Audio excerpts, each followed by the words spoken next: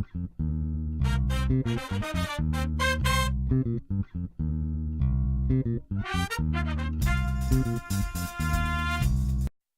welcome back to 20 Metre Restart Agree to Disagree Rugby League podcast. I'm your host, Ra, alongside Nick and Hoons. Good morning, boys. Good morning. Well, scores for round 9. Broncos defeated the Bulldogs at Suncorp Stadium 22-20. Knights lost to the Rabbitohs convincingly 36-18. Panthers lost to the Cowboys 26-20. Raiders beat the Titans 32-18. Warriors defeated the West Tigers 26-4. Sharks just won 22-20 against the Eels. Dragons defeated the Premiership from last year, Storm 34-14. And Roosters defeated the Manly Seagulls 22-20. I'll start with you, Nick. Which team impressed you the most for round 9? Definitely the Dragons. Such a dominant performance against such an in-form Melbourne Storm side. I think they really impressed me. I think Gareth Widdop to me anyway, didn't play his best. He was still a little bit off here and there, and they still dominated. So to prove that against such a strong Storm side, have to give it to the Dragons, no doubt. You know what? I can't disagree. I have to agree that the Dragons, in my eyes right now, Premiership favourites. I know it's early to call, but you got to put someone on the pedestal for now, and who's going to kick them off the throne. But off air, Ra and I had a chat about that, and the Dragons actually lost to the Warriors as well. So there's a lot of teams that are competing this year. This year in the NRL, it's crazy. It's like it's so unpredictable because my tipping is getting a bashing. I suck at tipping at the moment in the tipping comps, but. I must admit and agree, instead of disagreeing, is that the Dragons were the team that really impressed me. Like you said, I didn't think Gareth had the best game, but still solid enough. Ben Hunt's arrival has just definitely changed the way that the Dragons attack. Their forward pack with the added addition of James Graham. I remember around our first podcast, and you were doubting James Graham, but God damn, he's a leader through that forward pack. I think you must have to agree with that, Nick. But yeah, Dragons, right? That's my one. Oh, well, boys, on that note, in the Dragons Storm, Hearns, what is your thought about that no try that the ref called back from the Storm, considering it was a late penalty call, but it was for the Storm against the Dragons? What is your thought on that? Because do you believe it was a try or no try? I believed it was a try. It should have been continued play, an advantage to the Storm. They deserved that try considering that they had the advantage with the penalty. But I think we've been talking about the refs so far throughout our podcast and this year, and we've seen their performances. It just reminds me of the try that was awarded to Billy Slater. That was a no try, I think, to most pundits out there and most fans. The drop ball, drop kick, and then scored the try. But that should have been a try. I believe so. That's how much I can talk about that, right? The referees' performances has been up and down this year, and I just don't agree with what they're going. Because Nick, was that a bit of a turning point for the Storm? Not getting that try awarded?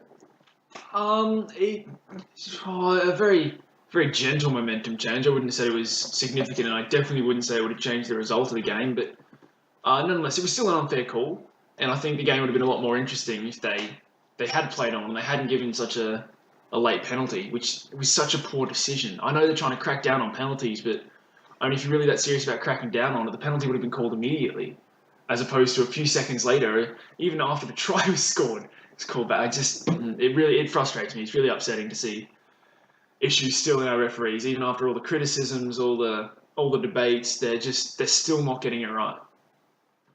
All right, there you go. Hoons and Nick's thought on the Dragon Storm game. Boys, this week is Indigenous round. Here's a great question for you, Nick. Which Indigenous player is going to step up and play the game of his life this week in round 10? God, you have to give me a list of all the Indigenous players. We have Thurston, Inglis, Yeah. Gagai, so on and so on. Look, I want to say Thurston. I would really love to see him really step up his game, put it into fifth gear, because I still think as well as he's playing now, he's picked up, he's improving, no doubt, from the start of the season. I would really love to just see that Thurston from the last few years, who's just been so spectacular on the field. He just made such a difference to the Cowboys team. I'd love to see him, and I'd love to see him lift the Cowboys to become such a dominant force. Holmes?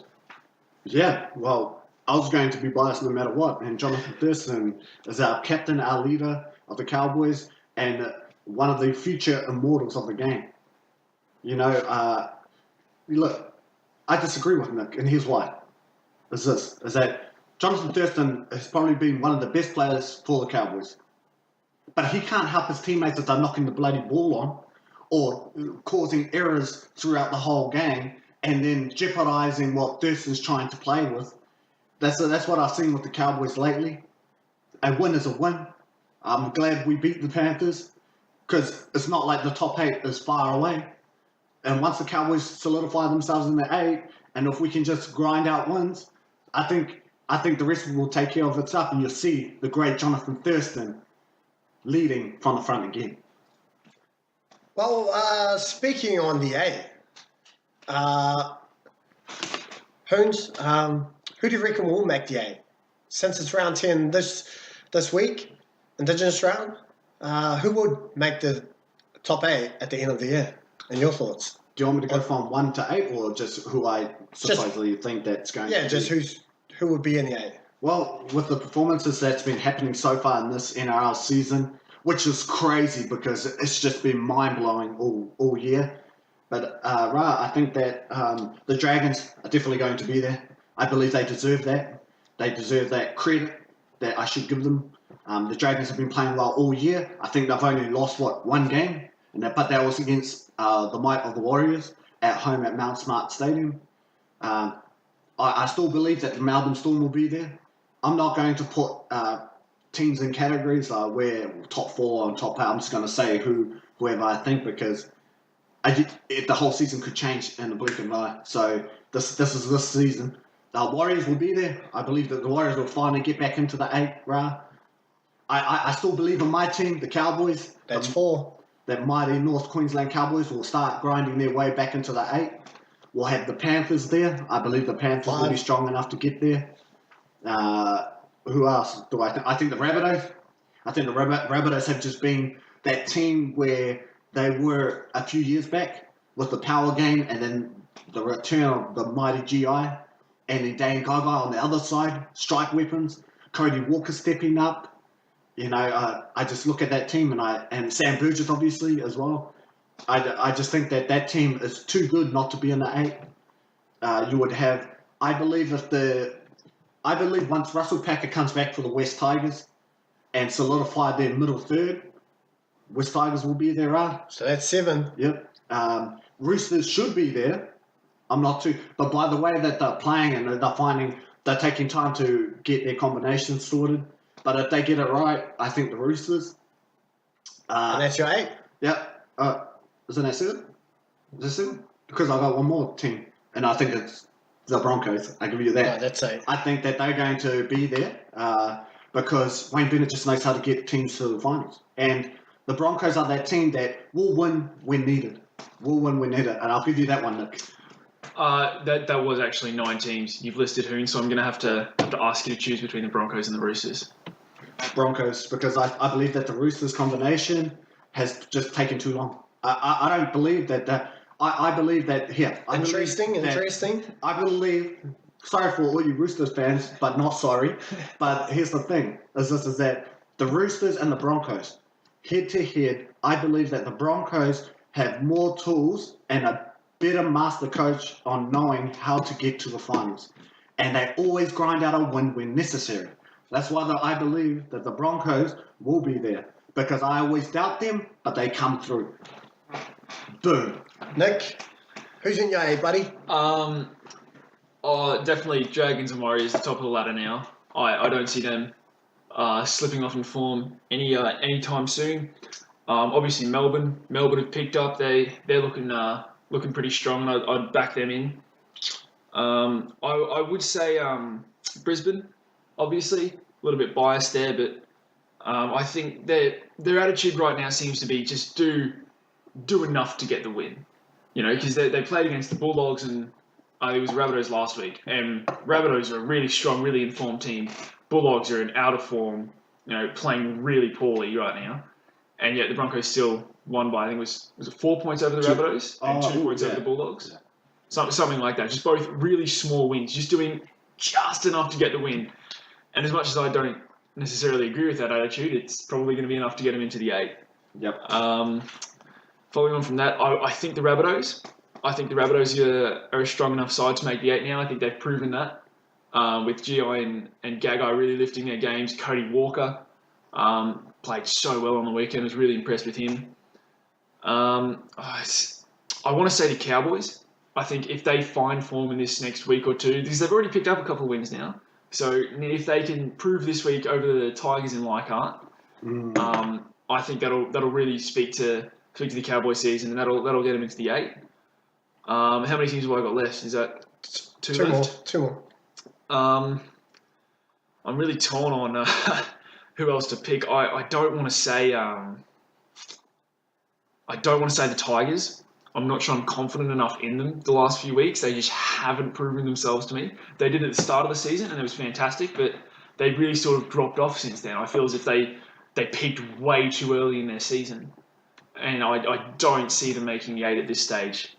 So I will have to say Roosters. I reckon Roosters will make it. There's too much of a strong lineup to not make it, aren't they? It'd be unrealistic to not put them in your top 8. And I've got one more, don't I? Yep, one more.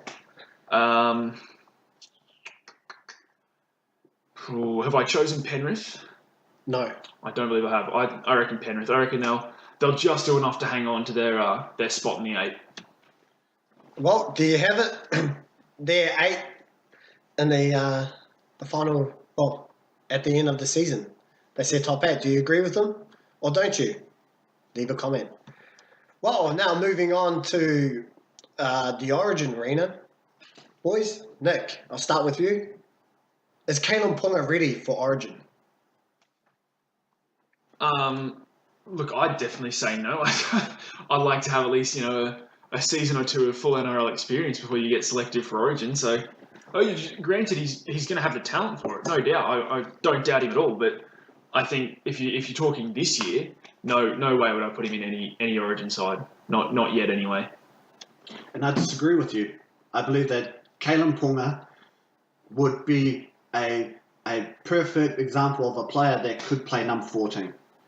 I believe that. See, if they can put Colin Hess in last year, when I believe that he wasn't ready, but they chucked him into the Origin arena, and Colin Hess wasn't one of the best players in Origin, obviously, but just imagine Kalen Ponga as number 14, because I believe that Morgan and Munster, Morgan and Munster would be the halves. I truly believe that they would get first crack in Origin 1. But if you had Kalen Ponga on the field, or as the interchange back in number 14, coming on and they can move Morgan or Munster into that lock position for a few minutes, I just believe that he would change the game. Look at what he's done for the Knights. He's alone now. There's no Mitchell Pearce. And I truly believe, yes, I agree that he is a young guy and probably needs more NRL experience, but he's a game changer. All right, and staying in Origin, we'll move on to south of the border, New South Wales. Do you believe, Hoons, I'll start with you, do you believe that New South Wales should choose both Josh Adokar and James Roberts in the New South Wales side this year? If I was New South Wales and Brad Fittler, I would pick both. Here's why, right? I look at that team. I look at the Blues side. They need new blood. But the quickest guys in the NRL, by a mile, it's not even close. The only people that can catch each other are those two guys. Just imagine both of those guys in the same side, do you think that if they make a breakaway, do you think Queensland will catch them? Heck no. Billy Slater will get smoked. And that's what they need. They need players that can do something out of nothing. James Roberts changing directions, running through the middle third when Origin time, you know that there's going to be fatigue because it is the most intense game in the world. And then you have Aroka on the wing or coming through with dummy half, running from dummy half and still making the same impact. Because they just need one hole. They just need to run through one gap and they'll wait. There's no way that anyone's going to catch them. And they need that. New South Wales needs that new attacking blood. But knowing that that's threatening, yeah, I would pick them, right? Nick, what about you? Yeah, definitely. No doubt. My only question about it would be, do you put them on the same side or different sides of the field? They'd be so dominant. I think they're on different sides of the field anyway for their respective clubs. I think Aroka's left and James Roberts is right. Yeah, so I think you're right. So just imagine that. The two quickest guys in the NRL on one side each. On each side of the field. Yeah. And their form solidifies their position. They actually, so far, I think they deserve it. Yep, no doubt. I think Roberts, with his at the NRL level anyway, he does pick out those tired forwards and he does change direction and he just picks that gap and nails it and no one lays a hand on him because he's just that quick. But I think in Origin, it's a different game. I think your forwards won't really get tired in Origin. Sure, they'll show signs of fatigue, but they are defending as hard as they can for 80 minutes. That's the standard of Origin football. And I think Jimmy, especially if he's put against someone like Greg Inglis, I don't think he'd have the sort of impact you'd want him to have. So I don't have a better solution, which is why I say pick him. But I think, Origin is a completely different game to NRL, and I don't think Jimmy can do what he does in the NRL at State of Origin level. And just me to also add is that I totally agree. They have to choose them. And we're not talking about just mediocre players. These guys are actually attacking weapons. You know that they can score from anywhere. And with both of them on different sides, and alongside Josh Adokar, I would put Lateral Mitchell there. He deserves it this time. Well, I believe that he's just also another attacking weapon. And he's a mini GI, isn't he? Yeah, a mini GI, exactly. And then with him and Adokar together, because I agree, can Jimmy the Jet do that against Inglis? One of the champions of... What a matchup that What a would matchup. be. What a matchup. But unfortunately, if it's Inglis and Boyd, the chances of passing them are slim. And not only that, now you've got to defend both of them. The potent side ever in the history of Origin. How many tries? 30-something tries now? Between them? Something like that, yeah. Yeah, that's incredible. Amen, right? Yeah, Amen. incredible. So I'm looking forward to it, and I know Brad Footler, he has to choose right, for sure. Now let's move on to tipping, shall we? Last week, unfortunately, I was the one that lost both games. Did we get 3 from 3, Hoons? Did we both get 3 from 3? I don't know, Nick. I can't remember who I tipped, actually. Well, I know I lost both of my games. Who are your tips? Let's go back, shall we? Yeah, this will be interesting, because if we get 3 from 3, Nick... respect. I chose the Knights. Rabbitohs Nice. destroyed the Knights. Yep. I also picked the Eels. Oh, no. We would have chosen the Storm, though.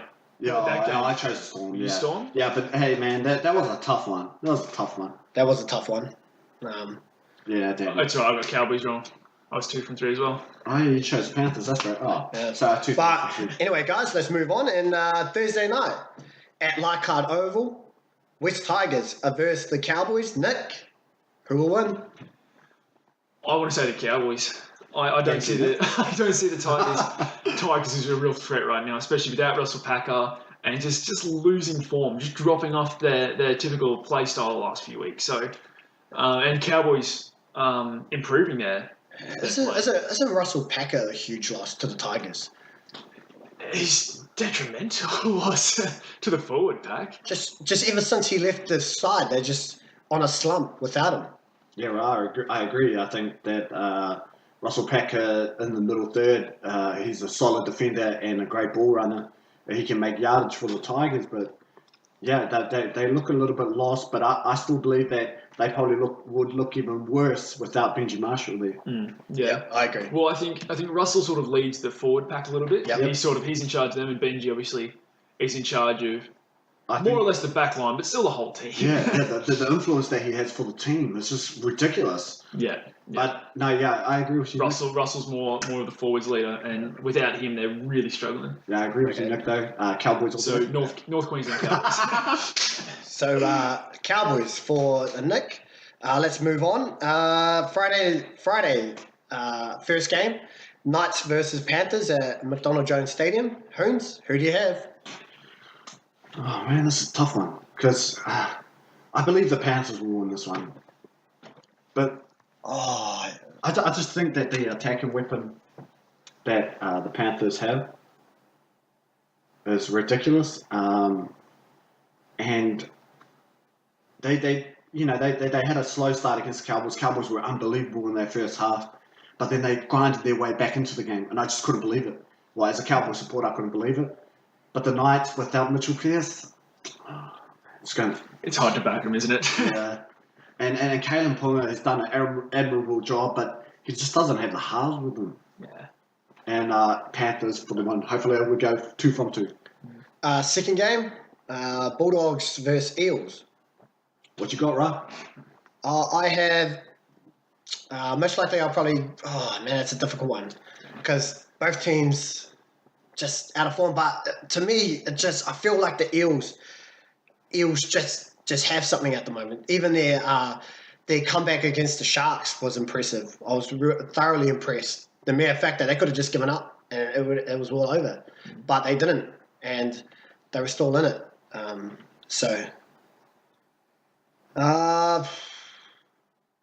It's at ANZ Stadium, so there's no difference there.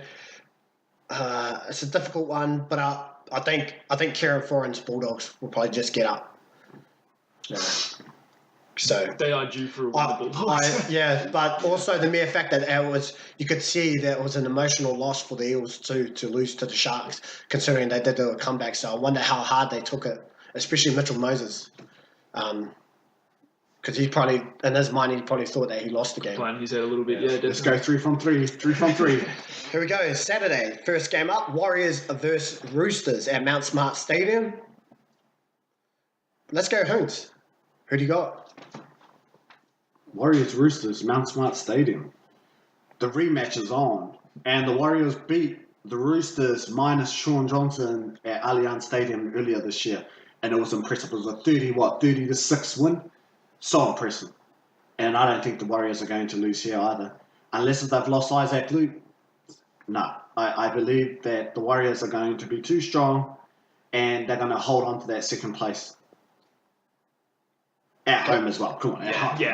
That's smart. And the Roosters don't look too great in my eyes. I just believe that they're just grinding up wins. They only won by 2 points against a Seagulls team that's just been capitulating badly. Yeah.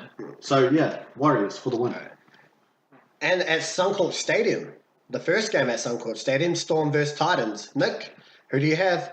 It's a Melbourne Storm. I don't think I really need to explain myself on that one. Yeah, but I remember last year the Titans actually beat the Storm at Suncorp. And that's why I was like, hopefully they don't do it. Did they play at Suncorp? Yeah, they played at Suncorp. And the Titans was the one that they won. They beat them. I couldn't believe it. Yeah. I hope that upset doesn't happen, though, because I agree with you. Yeah, look, definitely the Storm. No way the Titans are... I mean, they coming off a, 14-point loss to the Raiders last week. So if you're losing to the Raiders by that much, you've got no chance of beating the Storm. Agreed. And the second game at Suncorp Stadium, the Seagulls versus Broncos. And Who you got, Ra? Broncos. Easy. Don't have to explain myself. Seagulls are on a bit of a slump. They just... Ever since the punishments were handed down, ever since Jack Hastings, it's just their mind's somewhere else. And Lachlan Croker out for the season as well. yeah, but for me, definitely Broncos will win this. I believe Broncos should win this easily as well. Cody Nikodima coming off the bench, he's a game changer. That guy, Yeah. game changer. Yeah. But watch out, my Indigenous players, James Roberts for sure. Watch out, Seagulls, because he's going to have a great game. Can we just touch on the fact that Manly have actually brought this out. This is a Manly home game being played at Suncorp Stadium. I know, it's crazy. What a terrible decision for in terms of the club's position on the ladder, in terms of their games. That's a horrible idea. As if you're going to beat the Broncos at Suncorp Stadium on a Friday It's night. interesting too, or is that a financial genius by their board? You'd think so, but I mean, I don't imagine it. Suncorp only sells out, what, 53,000? I guess that's more than Brookie, though. It is more than Brookvale, but how much do you reckon Suncorp are charging Manly to use the stadium as a home game? Ah, that's true. You know? So, I mean, I just, as much as it might give you some financial gain, your club's probably more about making the finals at this stage as opposed to making a few extra grand. So it seems like a really poor decision to me anyway. If they were winning, it would be a different story. We wouldn't be talking about it, but they're not. If they weren't, and now they're playing Broncos, basically at their home ground, but it's a Sea Eagles home ground, which is completely ludicrous. Yeah, it's ludicrous. It's interesting to see that, but hey. Oh, well, good luck to the Sea Eagles because Broncos, I got Broncos. Sunday, first game up, 5th place Rabbitohs versus the 1st place Dragons. Nick, who do you have? Oh, why just throw this one at me? I'm going to have to go the Dragons. I think they are just playing too strong at the moment to be toppled by the Rabbitohs side. I think Rabbitohs losing to the Broncos. I wouldn't see the Dragons doing that at all. I always see the Dragons coming out on top in that scenario. Especially beating the Knights, by 18 points? I know it's convincing, but it's still 36-18. That's still a high-scoring game. So, I mean, to me, I don't think they'll be able to hold out the Dragons. I definitely think the Dragons will be able to hold out the Rabbitohs. Question, is Sam Burgess back for this game? Do we know? Not yet. Team list is not out. Oh, okay. So we'll find out later. Just don't really know. Yes, Sam Burgess is back this week. His suspension ends round 10. Last time they played Rabbitohs Dragons, we have to talk about this, but last time Rabbitohs Dragons played, Rabbitohs came so close. It was so close. But that was without Sam Burgess. That's right. So with Sam Burgess in that to give them some aggressiveness. And another key counter for me is that it's Indigenous round. It's Indigenous round, and Gaga and GI are going to come out hard. But the likes of Cody Walker will come out hard as well. Yeah, they got a lot of Indigenous. What I'm most looking forward to is if Burgess is playing, that Burgess-James Graham matchup. That is the best. That's one of the best rivalries in the NRL. I agree. Oh, definitely. They just love smashing each other. And the last game on Sunday, Raiders versus Sharks. Hoons, who do you have? And this is at GIO Stadium, by the way. Raiders. Since you said GIO, Raiders. Actually, Raiders are on a roll, though. They're on a bit of a roll. They're starting to click into gear. They're the Raiders from 2 years ago. I see that glimpse. I believe that the Raiders are not playing to their strengths at times, though. But against a Sharks team that just hold on to the Eels, I believe that if they play like that against the Raiders will punish them. Raiders already punished a couple of sides. That's including my side, the North Queensland Cowboys. We got punished by them. And their defence holds out. If the Raiders' defence holds out against the Sharks, and we know the Raiders can score, that right edge of Joey Leilua and Jordan Rapana, they're just unbelievable. Leipana is an attacking threat to any side. It doesn't matter who they put in front of them. I've seen Jordan scored a terrific try against the Titans. It was magnificent. That Joey Leilua gave him a flick pass and Jordan finished it. Now, the Sharks, they're just a team that just likes to just instigate and grind out wins. And if they play there to their strengths, but I believe Raiders are home. Yeah, I agree. I also think, just while we're talking about the Raiders, Jared Croker, origin selection or no for New South Wales? I believe so too, man. It's such an underrated player. So, what else does he have to do? He's a goal kicker as well, which he could goal kick. He's a leader. He's consistent. He's so athletic. Consistent. I don't know what more that man has to do to prove his origin worthy. Safe under the high ball. An attacking weapon under the high ball. He's trying was it this week or last week? I think it was 2-3 weeks ago. Oh, God, that was good. He's jumped up, taken the ball and scored from it. Oh, just athletic. I just don't understand why he hasn't been had a look in yet. And he's been the highest point scorer in consecutive years. Yeah. And he can score you points. And not only that, when it's all on the line, he's a great defender. So, Yeah.